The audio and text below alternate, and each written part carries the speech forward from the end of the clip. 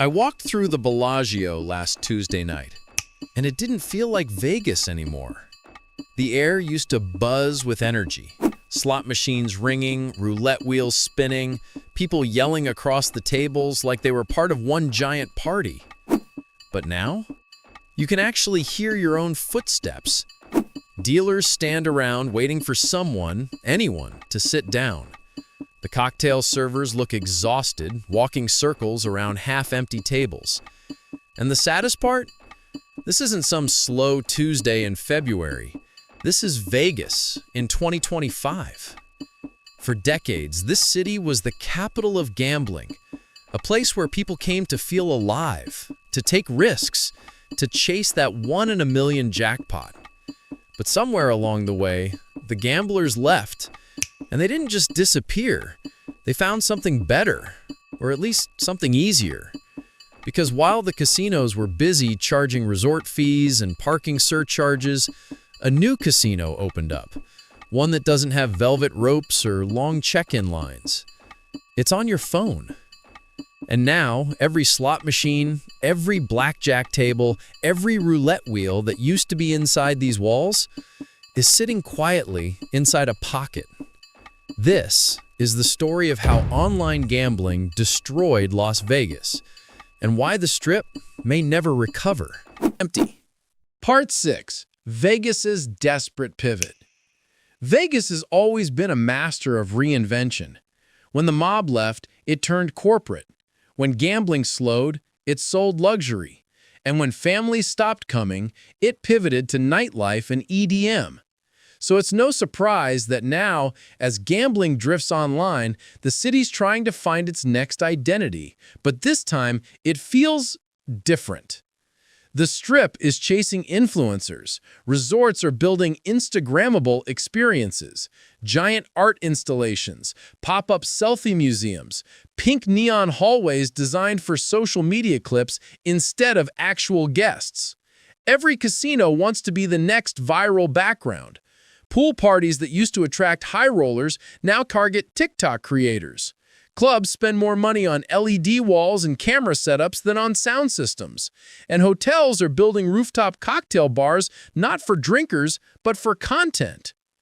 You can feel the shift. Vegas isn't selling risk anymore, it's selling aesthetic.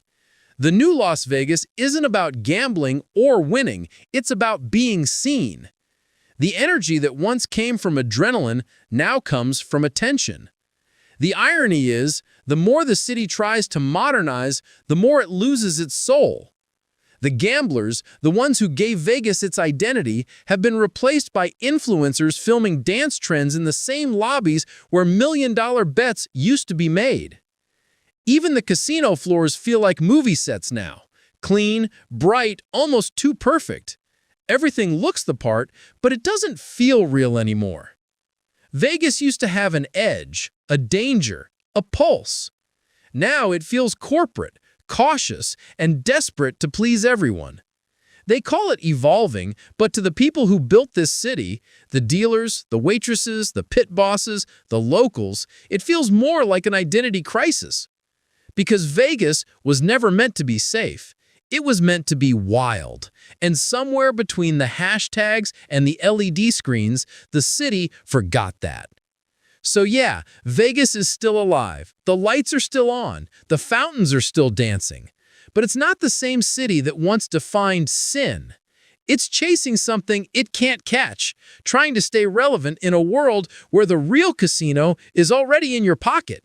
Las Vegas, the city that bet against itself. Anywhere. Part 5. The aftermath on the Strip. You can feel it the second you step onto the casino floor. Something's missing.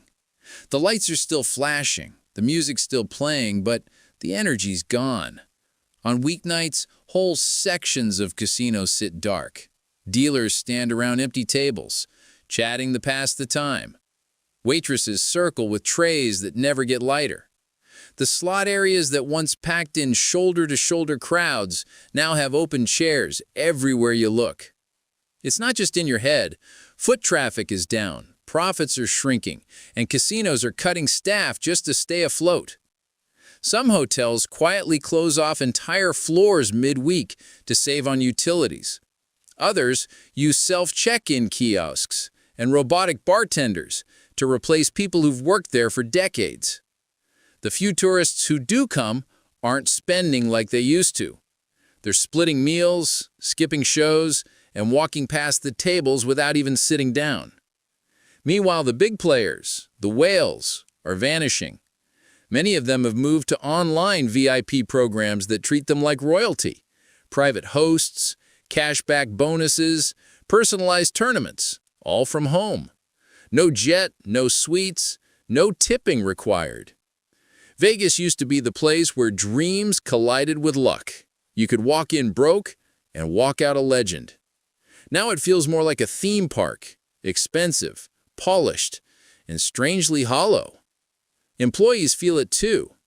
The cocktail servers talk about shrinking shifts. Pit bosses say they've never seen the rooms this quiet. Even the dealers admit that sometimes hours go by without a single real gambler sitting down. On the surface, the city keeps pretending everything's fine. The lights never dim, the fountains still dance, and the ads still scream, "What happens in Vegas stays in Vegas." But behind that facade, you can see the truth.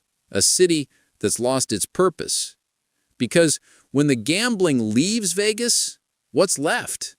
Just a collection of hotels, half-full nightclubs, and neon signs fighting to stay relevant in a world that moved on without them. Vegas hasn't died. It's just running on 4. The casino's new enemy, the phone. There's an old saying in Vegas, the house always wins. But these days, the house isn't made of marble and glass. It fits in your hand. The smartphone became the most powerful casino ever built. It never closes, never asks for ID, never cuts you off when you've had too much. It's the perfect dealer, fast, invisible, and always ready to take your money. Think about it.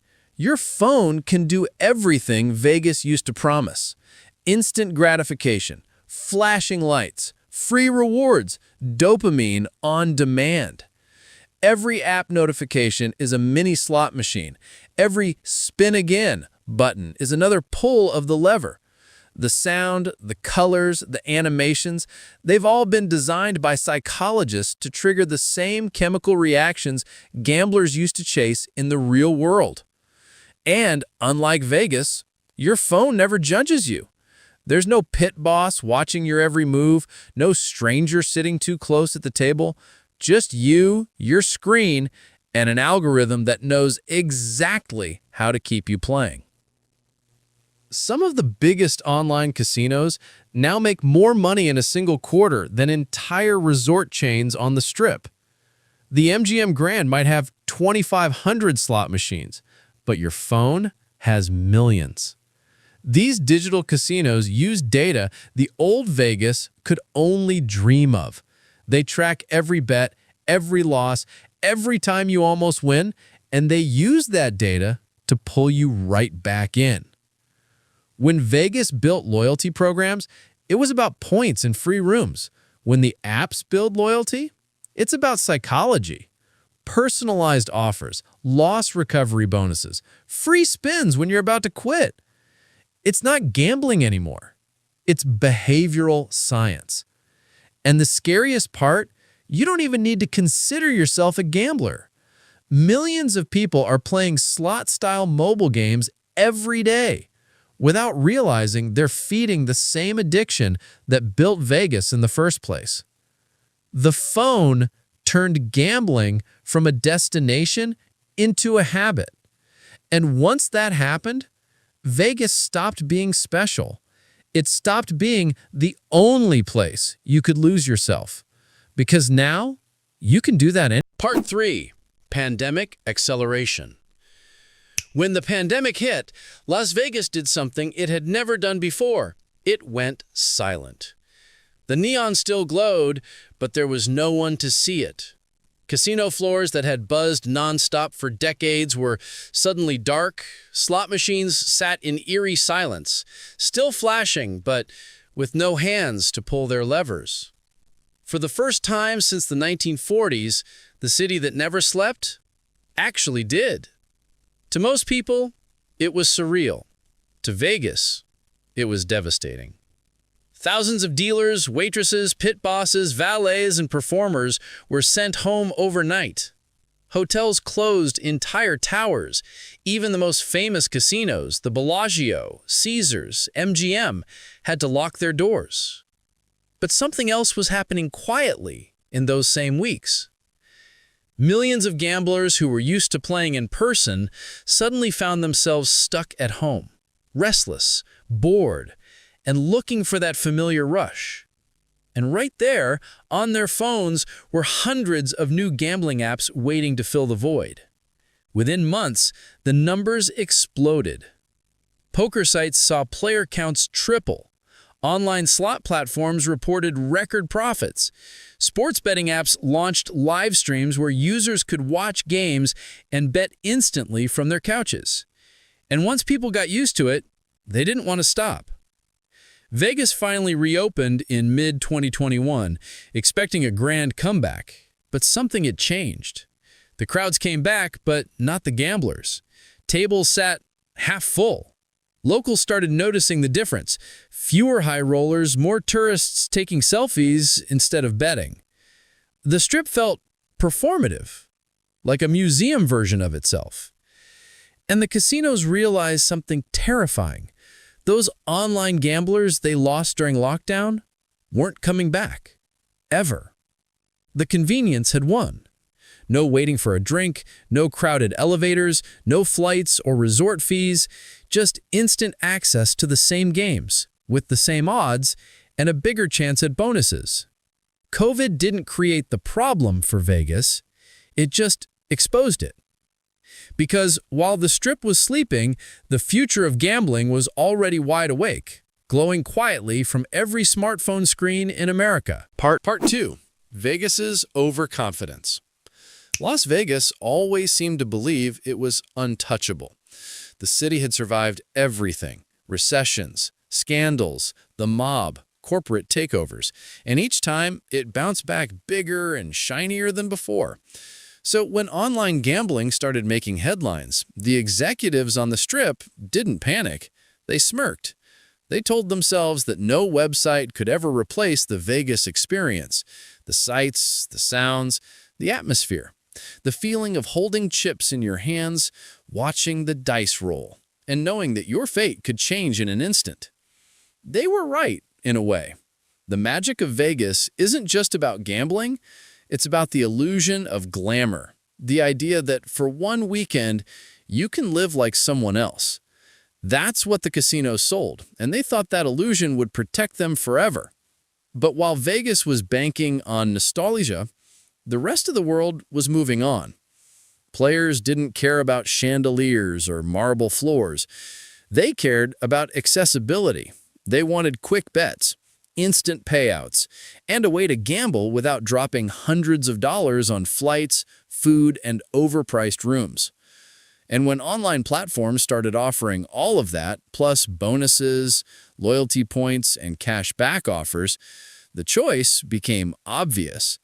Meanwhile, the Strip made one crucial mistake. It got greedy. Vegas stopped rewarding the average gambler. Free drinks became watered down. Parking stopped being free. Table minimums went from $5 to $25, and even the so-called budget buffets turned into luxury dining experiences. The regular folks, the ones who made Vegas what it was, stopped feeling welcome. And while the casinos doubled down on high rollers and influencers, online gambling quietly welcomed everyone else with open arms. For the first time in its history, Vegas wasn't competing against another city, it was competing against convenience. And convenience always wins. By the time the Strip realized what was happening, it was already too late. The gamblers had found a new home, and it wasn't on Las Vegas Boulevard anymore. Part 1. The shift begins. The first cracks in Vegas's armor didn't happen overnight. They started quietly, in living rooms, dorm rooms, and office cubicles halfway across the world. Around the early 2000s, a few small websites began offering something that sounded ridiculous at the time: online poker. You'd log onto your computer, deposit a few dollars, and play cards against strangers who might be sitting in London, Sydney, or Kansas City. No pit boss, no cocktail waitress, no neon lights. Just a screen, a mouse, and a rush of adrenaline when you won a hand. Most people in Vegas didn't take it seriously. They saw it as a niche hobby, like fantasy football with cards. After all, who would want to gamble online when you could walk through the doors of Caesar's Palace, feel the air conditioning hit your face, and hear the hum of 1,000 slot machines firing at once? But that's the thing about technology. It starts small, and it always gets better. As internet speeds improved, so did the games. The websites added colorful interfaces, chat rooms, bonuses, and loyalty programs. Suddenly, people weren't just playing cards. They were part of a global gambling community. Then came the money. Millions of players joined in, and billions of dollars started flowing through these digital casinos. It wasn't just poker anymore. It was blackjack, roulette, sports betting, and even digital slot machines that mimicked the same sounds and lights of the real thing. The strangest part, you didn't even have to go anywhere. You could play while sitting at your kitchen table, while watching TV, or even while pretending to work. Vegas didn't notice, or maybe it didn't want to.